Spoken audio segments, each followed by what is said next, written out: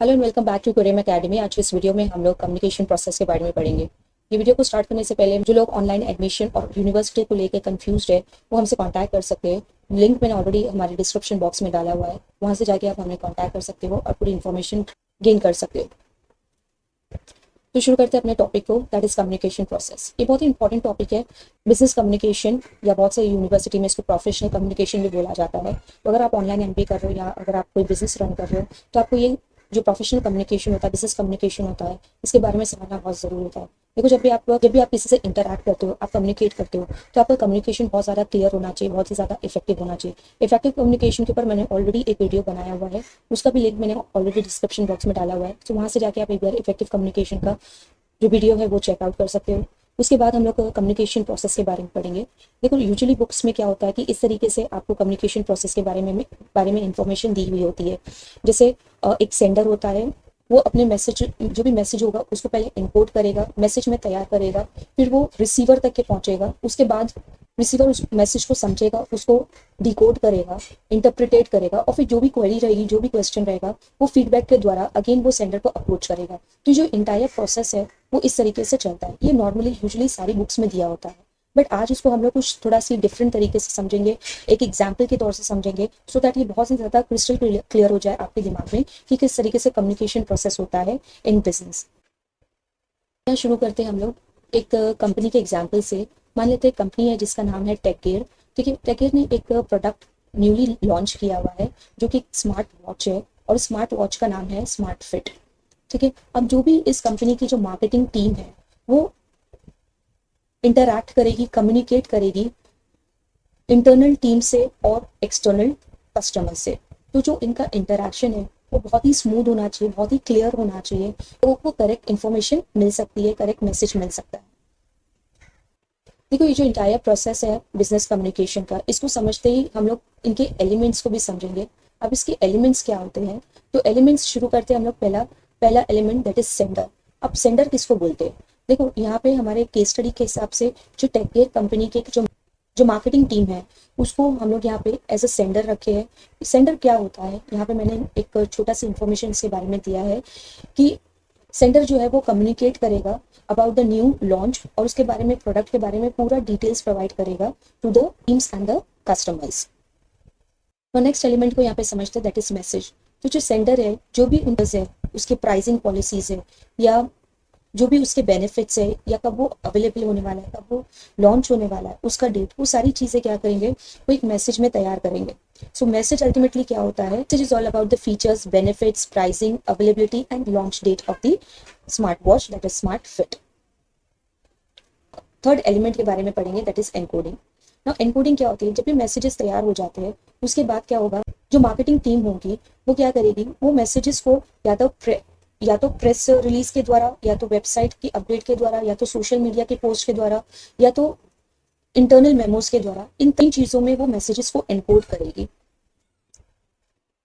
और जो भी मैसेजेस को वो इनकोड करेगी उसके अंदर उनको बहुत ही ज़्यादा सतर्क रहना है, बहुत ज़्यादा केयरफुल रहना है उनके वर्ड्स को और विजुअल्स को लेके, बिकॉज ये सारे जो है ये प्रोडक्ट के यूनिक सेलिंग पॉइंट्स में आता है। अब नेक्स्ट एलिमेंट को यहाँ पे समझेंगे, दैट इज चैनल। चैनल मतलब क्या होता है कि जो भी आपका मैसेज है आप उसको कौन से वे से, किसके माध्यम से, कौन से मीडियम से आप उसको शेयर कर रहे हो between the internal team and the external customer. ठीक है, तो यहाँ पे मार्केटिंग टीम क्या करेगी, जब इंटरनल टीम की बात आती है तो वो लोग एक मीटिंग भी कंडक्ट कर सकते हैं, या तो ईमेल के द्वारा भी अपनी जो टीम है उनको इन्फॉर्म कर सकते हैं, उनको बता सकते हैं about the new launch of the product. Okay, where is external customers के लिए वो कौन सा चैनल यूज़ कर रहे हैं? जैसे फॉर एग्जांपल अगर उनका वेबसाइट है तो वो वेबसाइट पे अपने न्यू लॉन्च के बारे में डिटेल्स शेयर कर सकते हैं, या तो उनके पास कोई सोशल मीडिया प्लेटफॉर्म होगा जैसे इंस्टाग्राम, फेसबुक, इसके द्वारा भी वो अपने कस्टमर्स को कॉन्टैक्ट कर सकते हैं, उनको बता सकते हैं कि ये जो न्यू प्रोडक्ट है ये मार्केट में आने वाला है। तो ये चैनल हो गया, एक मीडियम हो गया कि किसके द्वारा वो लोगों को अपनी बात पहुंचा सकते हैं, अपने मैसेज को पहुंचा सकते हैं। आगे बढ़ते हैं, समझते कि देखो मैसेज जो है वो इनिशियली तैयार हो गया, वो रिसीवर तक के पहुंच गया। अब रिसीवर क्या करेगा, उस मैसेज को समझेगा, डिकोड करेगा। डिकोडिंग मतलब क्या होता है?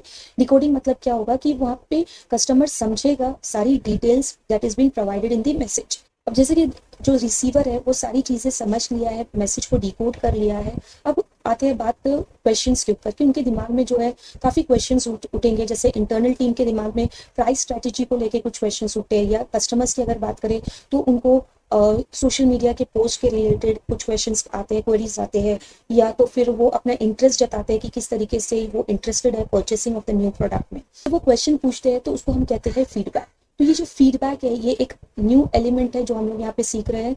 तो ये फीडबैक ये अगेन कहाँ जाएगा, ये सेंडर को जाएगा। तो अगेन अगर कोई डाउट है, जैसे मान लेते हैं कस्टमर को कुछ डाउट है उसके फीचर्स को लेके, तो अगेन ये मैसेज कहाँ जा रहा है, सेंडर को जा रहा है। अगेन मार्केटिंग टीम जो है उनके क्वेरीज को क्लियर करेगी, उनके मिस इंटरप्रिटेशन को क्लियर करेगी।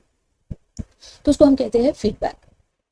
अब आते हैं नेक्स्ट एलिमेंट को समझते हैं, दैट इज नॉइस। नॉइस को हम लोग डिस्टर्बेंस भी बोल सकते हैं। डिस्टर्बेंस इन द सेंस जो भी मैसेज सेंडर ने सेंड किया है वो डिस्टर्ब हो जाता है, एक वे में रुक जाता है, रुकावट आ जाती है। किस तरीके से रुकावट आ सकती है between the sender and the receiver. किस तरीके से जो रिसीवर है वो मैसेज को मिस इंटरप्रिटेट भी कर सकता है या मिसअंडरस्टैंडिंग भी क्रिएट हो सकती है। तो वो डिस्टर्बेंस मान लेते, जैसे वेबसाइट पे कुछ टेक्निकल क्लिंच आ जाना, या प्रोडक्ट के बारे में कुछ मैसेजेस, कुछ जो फीचर्स है उसके बारे में मिस इंटरप्रिटेशन कर लेना। या तो बहुत सारे कॉम्पिटिटर्स होते हैं मार्केट में जो आपको और भी दूसरे प्रोडक्ट के बारे में और भी फेक इन्फॉर्मेशन देते हैं, जिसकी वजह से आप जो है कंफ्यूज हो जाते हो, कंफ्यूजन क्रिएट हो जाती है कस्टमर के दिमाग में। सो ये सारी चीज़ें क्या है, ये नॉइज है, डिस्टर्बेंस है between your product and the customers. अब लास्टली हम लोग ये जो इंटायर कम्युनिकेशन प्रोसेस जो अब तक के समझे हैं उसको कंक्लूड करते हैं। देखो जो भी आपका जो बिजनेस कम्युनिकेशन होता है तो पहली चीज़ क्या होती है, वो ज़्यादा इफेक्टिव होना चाहिए। बिकॉज जब भी आप कोई न्यू प्रोडक्ट लॉन्च करते हो और आपका कम्युनिकेशन क्लियर नहीं होता है, आपको उसका प्रॉफिट या उसका लाभ नहीं मिल सकता है। ठीक है, तो यहाँ पे हम लोग कंक्लूड करते हैं कि इंटायर कम्युनिकेशन प्रोसेस को, दैट इज किस तरीके से जो सेंडर है वो मैसेजेस को तैयार करता है, फिर मैसेजेस को वो एक एनकोड करता है, एक चैनल में डालता है, फिर उसके बाद मैसेज जो है वो रिसीवर तक के पहुंचता है, और रिसीवर क्या करता है, उस मैसेज को समझता है, डिकोड करता है, और उसके दिमाग में जो भी अगर फीडबैक होगी वो फीडबैक जो है वो अगेन सेंडर तक के जाता है, so that sender can again communicate and clear the doubts of internal team या external customer। तो ये जो entire process है from the sender to the receiver and from the receiver to the sender, ये entire process है of communication। Now ये जो communication है ये नॉइस के द्वारा, कुछ डिस्टर्बेंस के द्वारा भी वो बीच में मिसलीड हो सकता है, मिस इंटरप्रिटेट भी हो सकता है। तो इस सारी चीज़ों को दिमाग में रखना बहुत ज़रूरी है, एलिमेंट्स को दिमाग में रखना बहुत ज़रूरी है, सो दैट आप जो भी प्रोडक्ट लॉन्च कर रहे हो उसके अंदर आप सक्सेस पा सको और अपने कस्टमर्स का इंटरेस्ट गेन कर सको। So this was all about communication process and its case study. Thanks for watching. If you have any doubt, you can ask me in the comment box. Please do like, share and subscribe my channel.